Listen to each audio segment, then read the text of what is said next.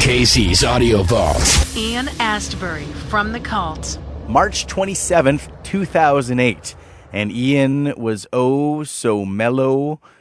I pretty much just let him go on a spiritual journey with Veneer Culture. This is part one. Hello? Hello, Ian. Hello. You've spent time living all over the world, and including Canada. What brought you here initially when you were younger? Oh, my family emigrated here in the 70s. And it was Hamilton where you did a bit of your growing up? Yes, Hamilton, Ontario. For job reasons, or Well, I was 11, so I didn't have a job. No, I just mean your father or anything like that. Yeah, my father. Were you a hockey player when you were living in Canada? No. No. What brought you into music? What opened your eyes to that sort of career? I think it was initially the Beatles. I was just falling in love with their music. And, then it was Bowie. And it always has been Bowie. I love Bowie's probably my favorite artist that I've consistently grown up with. Probably the Pistols after that. I heard one quote you saying that growing up you either liked Slade and you're a bit of a bonehead, or you liked Bowie and you were weird, and so you chose Bowie. Yeah, but I didn't choose it because it was weird. It just made sense to me. You know what I mean? I thought Bowie he was operating on a different level. There's a lot more thought went into his music, you know. Have you had a chance to meet with him, talk with him at all? Yeah, I have actually on several occasions. What's that like? You know, you're people's heroes, and you've got your own heroes. What's it like to sort of cross that boundary? He's a very engaging person, very present, and sincerely interested in me when I was talking to him anyway. So it was quite gratifying to be recognized by somebody I admire so much. And then, of course, performing with Ray Manzarek and Robbie Krieger and being around those guys was, being from the perspective of a fan and to actually be a part of a performance, that goes off the scale. That's beyond comprehension, Even now I think about the fact that I did that. It's quite overwhelming. Do you wish you could do that a little bit more with the Doors, or was it about 3 years that you did the tour? Yeah, I did about 150 shows with Ray and Robbie.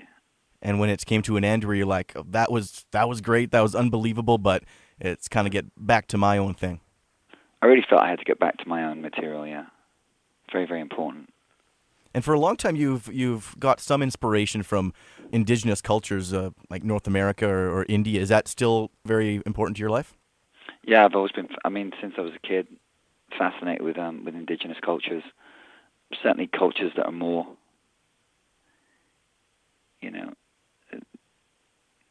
earth-based, have an awareness of the universe is defined by an internal process of awareness, as opposed to a material process, which is how we define ourselves in the West. We define ourselves by how we look, what we own, what kind of cars we drive, what kind of clothes we wear, and I'm really more interested in the sort of spiritual and philosophical cultures, whether it's Tibetan, Buddhist culture, or Native American culture, First Nation culture. That's far more intriguing for me, because that's really the human condition, is the spiritual condition. That's our essence. And that's what, for me, that's the experience I want to get out of this life, is to be present, and to be aware, and not so much caught up in the consumeristic culture. Your interest in Buddhism, is that more recent in just the past few years? No, I've been interested in Buddhism for a long time. Probably first exposure to Buddhism was through Jack Kerouac, reading the Dharma Bums, and that would have been well over 20 years ago. Probably in my late teens, actually, early 20s. So, the exposure of how important Buddhism has been in rock and roll, which most people don't really get. But when you consider that Alan Watts, who was a practicing Zen Buddhist priest in San Francisco at the time of the Beats, was a big influence on Jack Kerouac. And Jack Kerouac, of course, was a big influence on Allen Ginsberg. And Allen Ginsberg, of course, was a big influence on Bob Dylan. And Bob Dylan, of course, was a big influence on John Lennon.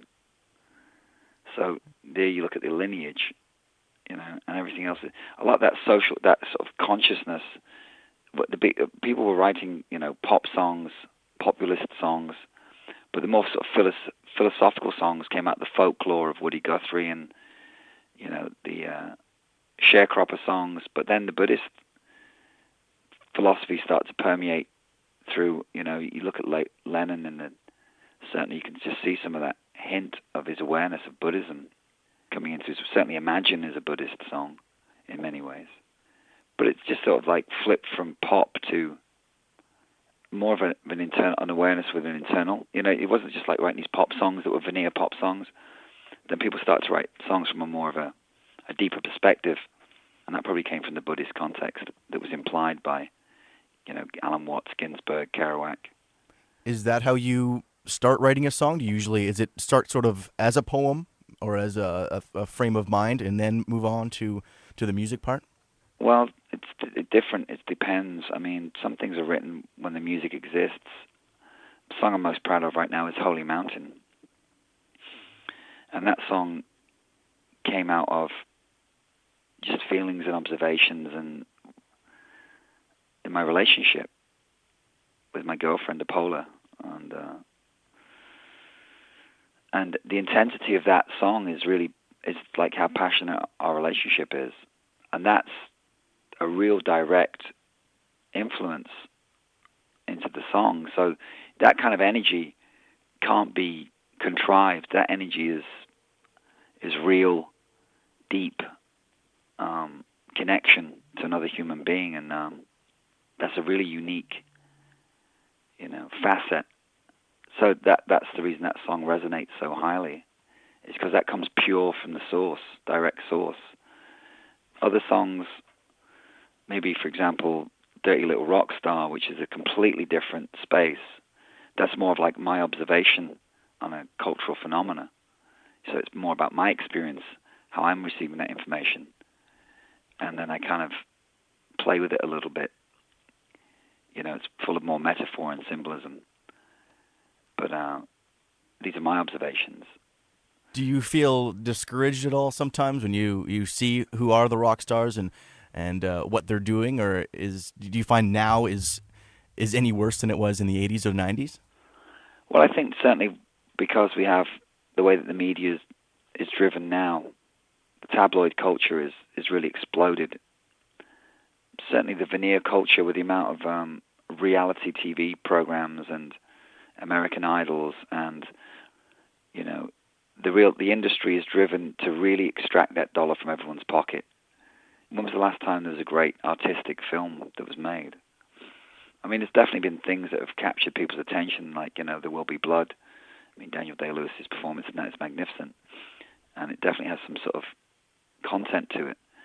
But for the most part, it's veneer culture we're living with. It's really about how can I put in the minimum investment and get the maximum return. That's really, it seems to be the protocol. But the thing is that the well is empty now. There's not much left I don't think there's much left. Well, you know what? People always find new ways of reinventing, ways of extracting dollars from your pocket. So I'm sure they'll come up with something new. But for the veneer culture, for them, our obsession with tabloid journalism and, celebrities destroying themselves, and are these good role models? There's no consideration for, like, what kind of implications this has for the culture or for young people growing up or even for adults. Is this something we need to see? Is this for our highest good? Is this for our higher, for our best possible experience? Do you keep an eye on what's going on in internet, TV, that kind of thing, or is it more of a... I'm not really interested in the internet or the television, to be honest with you. It's, for the most part, I get my news from the BBC, newspapers. I tend to gravitate more towards... I like to meet people and see real events for myself. I'm not really enamored with, tabloid media culture. I don't care about it. And that's another reason why we've kind of avoided that. We've never really embraced that. And I think to be a celebrity in some ways, you have to embrace an aspect of that. But I find it quite abhorrent. I really try not to embrace... Well, I haven't embraced it. I don't even try. I just don't. It's difficult being in your line of work. Internet moves so quickly. It's so immediate. And a while back, I guess it was around November at the time of the Led Zeppelin show, the rumors were flying that the Cult were going to open for Zeppelin on a world tour. Was there a basis for that, or is that just... No, it's complete. It's just fabrication. I said it at one concert. I didn't even say Led Zeppelin. Right. I just said, what do you guys think of us maybe playing with a band next summer that's got L and Z in the title or something? I mean, it really was.